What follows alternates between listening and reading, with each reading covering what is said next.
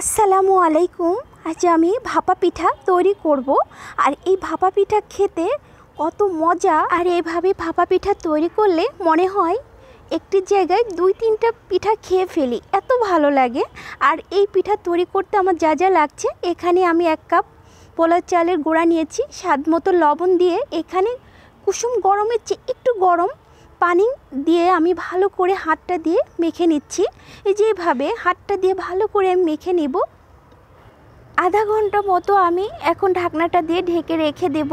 তারপর আধা ঘন্টা পর ফিরে এসে আমি একটি ছাঁকনি দিয়ে এরকম চেলে নিব। এই যে এরকম হবে, তখন আমি এখানে একটি কেকের মোল্ড নিয়েছি। আপনারা এখানে যে কোনো ঢাকনা দিলেই হবে। আর দেব নারকেল কোড়া, দিয়ে এখানে গুড় দেব, দিয়ে উপরে আবার গুঁড়াটা দিয়ে আমি ভালো করে সিল করে নিচ্ছি। দিয়ে এইভাবে আমি সব পিঠাগুলো তৈরি করে নেব। আর এমন একটি কাপড় নিয়েছি, নিয়ে পিঠাগুলো সব ভাপে দিয়ে দিব। পানিটা যখন এরকম বলক উঠে আসবে, তখন আমি পিঠাগুলা দিয়ে ঢাকনাটা দিয়ে ঢেকে রেখে দেব 10 মিনিটের মতো। তারপর 10 মিনিট পর ফিরে এসে আমি দেখাচ্ছি যে পিঠাটা কতটা পারফেক্ট হয়েছে। আমি এমনভাবেই পিঠাগুলা সব তৈরি করে নেব।